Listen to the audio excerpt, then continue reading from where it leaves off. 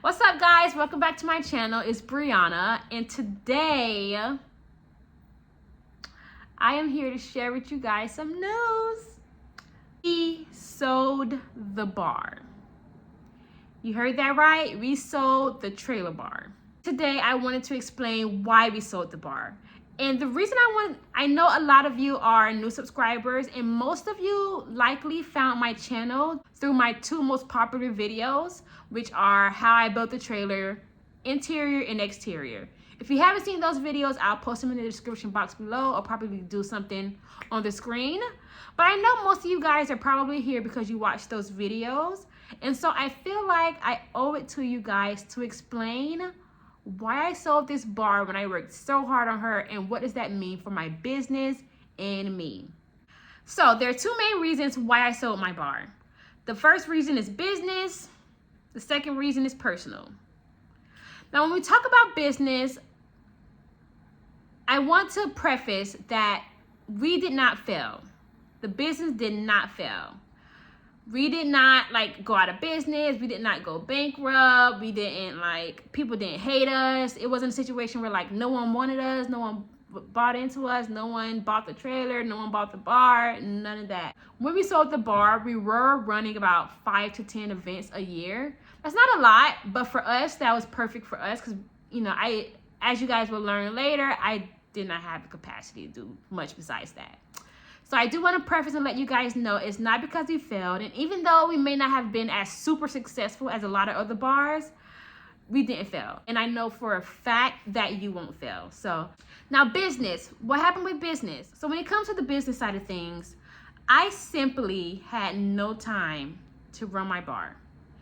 And the thing about the bar that people have to understand, this is food and beverage in general, the industry in general, hospitality, it's a very physically demanding career and physically demanding job. And then when you're on your feet 12 hours a day, and you're behind the bar, you're whipping up drinks, you're serving, whatever it is you do in any capacity in the hospitality industry, it can be physically demanding. And then when you add a new business to that, and you add a business model that comprises of a 3,000-ton horse trailer, you can imagine the physicality of that. As most of you know, I did get pregnant about a month after we launched the bar. So there were some events where I was pregnant hauling a trailer in the middle of Maryland and trying to get to events, and then having to stand on my feet for an additional 8 hours. I mean, there are events where I was 3 months pregnant, 6 months pregnant, and even after I had the baby, I found myself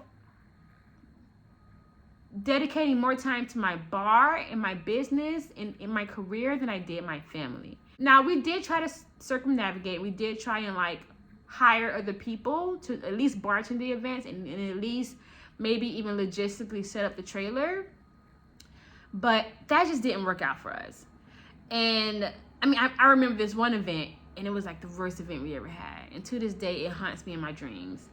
I wasn't able to bartend the event, and I wasn't able to deliver the actual bar. And so I hired this guy in the area to bartend the event and set up the bar. And when I tell y'all, the event was a mess. Everything that could have went wrong. And it sucked because, when you're a small business owner, reputation is everything. And you really only have one shot during those during that first, maybe second year. You really only have one shot to get it right. And that event was so terrible, and I just felt so bad. I'm like, if I was there, that event would have been a lot smoother and would have been out without a hitch. And so from that point on, I was just doing events by myself.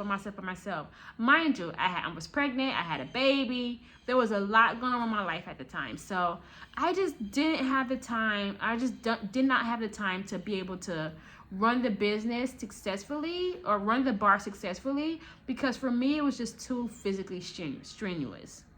Along with that, I was also thinking about restructuring the business, or maybe downsizing, as you would say. I didn't want to sell the bar.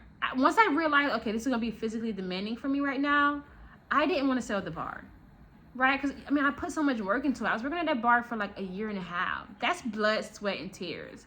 And I didn't want my first decision to be, okay, let's sell the bar and get rid of it. Sell the trailer and get rid of it. I was not going to sell my trailer that early on. I wanted to prove to myself that I could do it.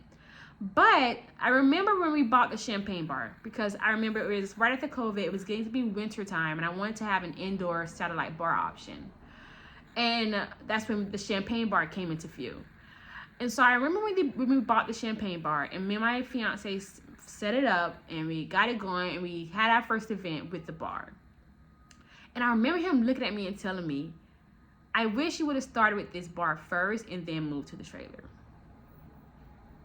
And when he said that, it made so much sense, because I feel like this is like my second business. And I feel like for my second business, I kind of came out the gate strong. I mean, I came out with a fucking trailer bar. I came out heavy.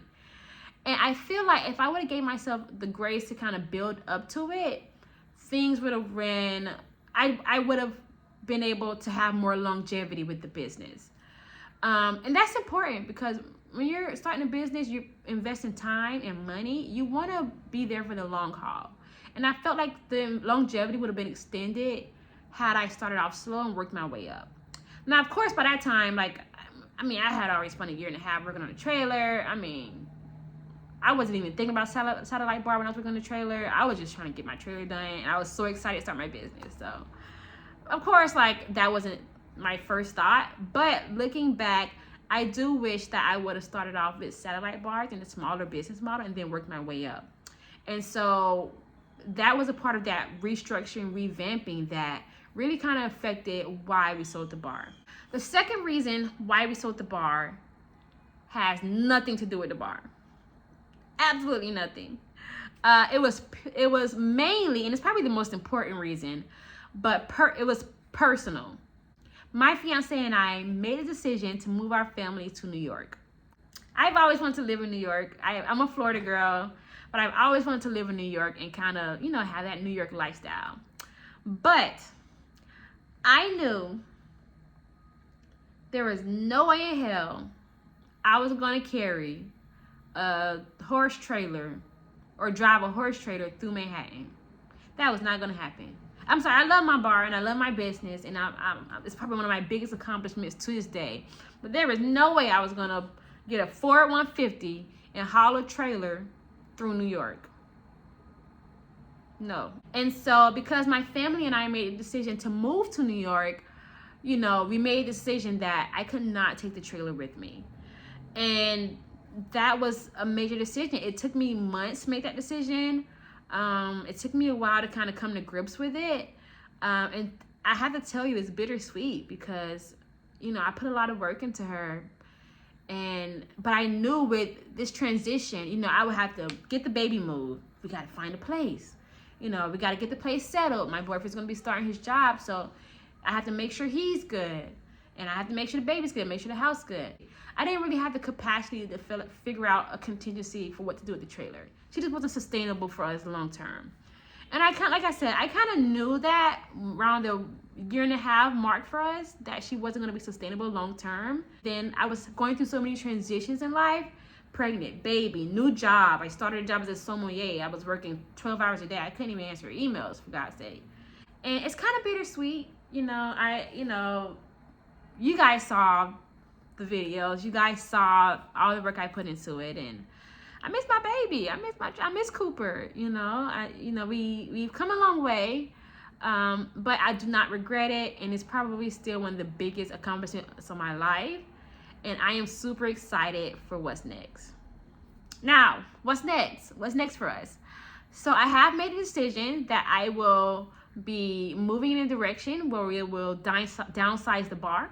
So instead of having the trailer bar, we're probably going to downsize to satellite bars and indoor bar models, and focus on a wine focus and a wine-based program, and really hone in on that.